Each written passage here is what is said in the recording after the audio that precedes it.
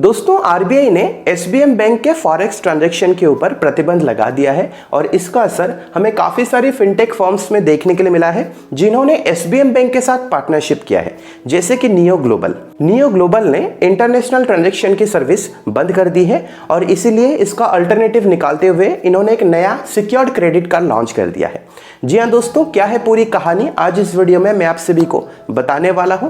I hope आप इस video को शुरू से लेकर अंत तक जरूर देखेंगे। नमस्कार दोस्तों, मैं अविनव स्वागत करता हूं आप सभी को हमारे चैनल चलो सीखो में। आइए जानते हैं।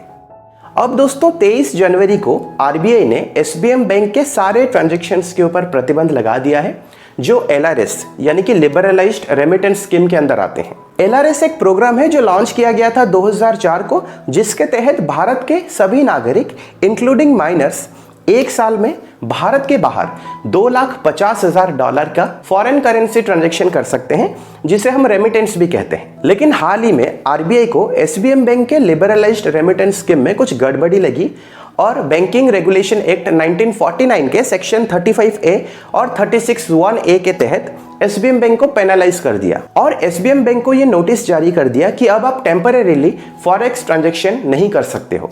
इसीलिए एसबीएम बैंक के साथ इस समय पर जितनी सारी फिनटेक फर्म्स जुड़ी हैं वो अभी फॉरेक्स ट्रांजैक्शंस नहीं कर सकती हैं। इसका एक बहुत बड़ा उदाहरण है इंड मनी, जो एक ट्रेडिंग प्लेटफॉर्म है और इंड मनी के काफी सारे विज्ञापन भी आपको देखने के लिए मिलते होंगे। इन्होंने पार्टनर किया है एसबीएम बैंक के साथ, लेकिन क्योंकि आरबीआई ने फॉरेक्स ट्रांजैक्शन के ऊपर प्रतिबंध लगा दिया है तो इस समय पर इंड मनी में आप यूएस स्टॉक के ऊपर कोई भी निवेश नहीं कर सकते हो। लेकिन सबसे बड़ा नुकसान हुआ है नियो ग्लोबल कार्ड का और उसके कस्टमर्स का। इसको बहुत सारे लोग इस्तेमाल करते हैं और अगर आप नियो ग्लोबल कार्ड को इस्तेमाल करते हो तो अब तक आपको नोटिस मिल गया होगा कि नियो ग्लोबल कार्ड में इंटरनेशनल ट्रांजैक्शन को पॉज कर दिया गया है। नियो ग्लोबल कार्ड अभी तक पूरी तरीके से बंद नहीं हुआ है, इनकी सर्विस अभी तक चालू है। डोमेस्टिक ट्रांजैक्शन वगैरह आप कर सकते हो, लेकिन इससे अब आप इंटरनेशनल ट्रांजैक्शन नहीं कर सकते हो। आप एक बार सोच कर देखिए, इस समय पर जो लोग भारत के बाहर है और जिन लोगों ने नियो ग्लोबल कार्ड के ऊपर भरोसा किया है, वहां पर पैसे रखे हैं, सेविंग्स अकाउंट में पैसे रखे हैं और भारत के बाहर गए हैं ये सोचकर कि वहां पे वो एटीएम से पैसे निकाल सकते हैं, लेकिन क्योंकि इस समय पर इंटरनेशनल ट्रांजैक्शन को पॉज कर दिया गया है तो उन लोगों का क्या होगा। इसीलिए बहुत सारे लोगों ने ट्विटर में भी आकर नियो ग्लोबल कार्ड को टैग करते हुए अपना गुस्सा दिखाया है। लेकिन यहाँ पर नियो ग्लोबल कार्ड की भी कुछ गलती नहीं है, क्योंकि एसबीएम बैंक की तरफ से प्रॉब्लम हुई है और आरबीआई ने एसबीएम बैंक को यहाँ पे बैन किया है, जिस वजह से इनके साथ जितनी सारी फिनटेक फर्म्स जुड़ी हैं उनको प्रॉब्लम आई। अब नियो ग्लोबल ने तुरंत ही इसका अल्टरनेटिव निकाल दिया। नियो ग्लोबल ने क्या किया, नियो ग्लोबल ने एक zero forex credit card launch कर दिया। आप अभी अगर अप्लाई करोगे आपको तुरंत ये क्रेडिट कार्ड मिल जाएगा। जो भारत के बाहर भी है उन्हें तुरंत ये क्रेडिट कार्ड मिल जाएगा। वर्चुअल कार्ड मिल जाएगा, लेकिन फिजिकल कार्ड उनके घर के एड्रेस पर ही डिलीवर होगा 7 से 10 दिन के अंदर। तो बेसिकली ये जो क्रेडिट कार्ड है ये एक सिक्योर्ड क्रेडिट कार्ड है, यानी कि आपको एफडी करवानी पड़ेगी। मिनिमम 5,000 रुपीज की एफडी करवानी पड़ेगी और मैक्सिमम आपको कहा जाता है कि आप 1 लाख रुपए की एफडी ही करवाओ।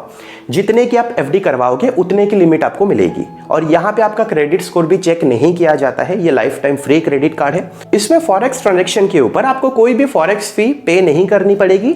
साथ ही साथ इसमें आपको कम्प्लीमेंटरी एयरपोर्ट लाउंज एक्सेस भी मिल जाता है और 1 साल की एफडी करवाने पर आपको 6.75% का इंटरेस्ट भी मिल जाता है और इसमें आपको टीसीएस भी पे नहीं करना पड़ेगा।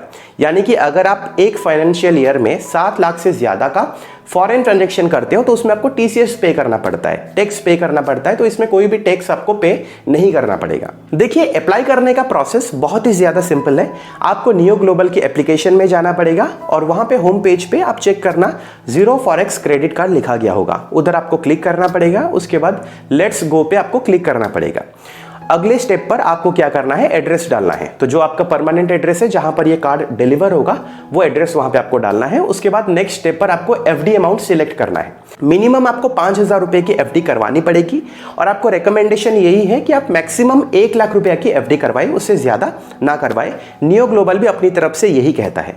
तो जितने की एफडी आप करवाओगे उतने की लिमिट आपको मिलेगी।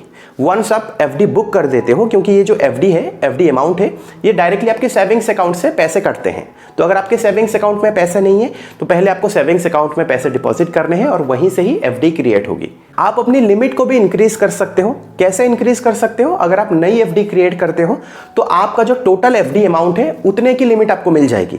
मान लो आपने पहले 10,000 रुपए की एफडी क्रिएट करी है, तो दूसरी बार जब आप फिर से 10,000 रुपए या फिर 20,000 रुपए की मान लो आपने एफडी क्रिएट करी है, तो टोटल आपकी लिमिट 10,000 प्लस 20,000 यानी कि 30,000 हो जाएगी। तो जितनी बार आप नई नई एफडी क्रिएट करते जाओगे तो टोटल जो भी एफडी अमाउंट है उतने की लिमिट आपको मिल जाएगी। और आपको ये याद रखना पड़ेगा कि 3 महीने के अंदर आप एफडी अमाउंट को ब्रेक नहीं कर सकते हो।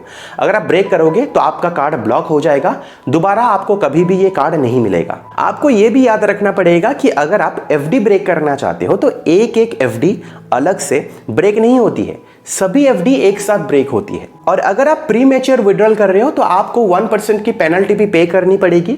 मान लो फॉर एग्जांपल अगर आपने एफडी अमाउंट चूज किया है 6 महीने के लिए और अगर आप 3 महीने में वो एफडी को ब्रेक करते हो तो 3 महीने में जो भी इंटरेस्ट रेट होगा -1%, आपको 1% फिर से पेनल्टी पे करनी पड़ेगी। तो टोटल 3 महीने का इंटरेस्ट रेट -1% आपको मिलेगा। तो फिलहाल यही पूरी कहानी है आरबीआई के बैन के बारे में जो इन्होंने लगाया है एसबीएम बैंक के फॉरेक्स ट्रांजैक्शन के ऊपर। और मैं उम्मीद करता हूं आपको एसबीएम बैंक के नए क्रेडिट कार्ड के बारे में भी कुछ ना कुछ जानकारी जरूर मिली है। अगर आपको ये वीडियो पसंद आई है, इस वीडियो को आप लाइक करें और अपने दोस्तों के साथ ज्यादा से ज्यादा शेयर जरूर करें। अगर आपको फाइनेंस से रिलेटेड, अर्निंग से रिलेटेड वीडियोस देखना पसंद है तो आप हमारे चैनल को जरूर सब्सक्राइब करें, क्योंकि मैं ऐसे इंटरेस्टिंग वीडियोस आप सभी के सामने लाते रहता हूं। अगर आपको कोई इंटरेस्टिंग टॉपिक चाहिए नीचे कमेंट सेक्शन पे जरूर बताएगा, मैं उसके ऊपर जरूर एक वीडियो बनाऊंगा। मिलता हूं अगली वीडियो में एक और इंटरेस्टिंग टॉपिक के साथ। फिलहाल के लिए वीडियो में इतना ही। देखने के लिए बहुत बहुत शुक्रिया।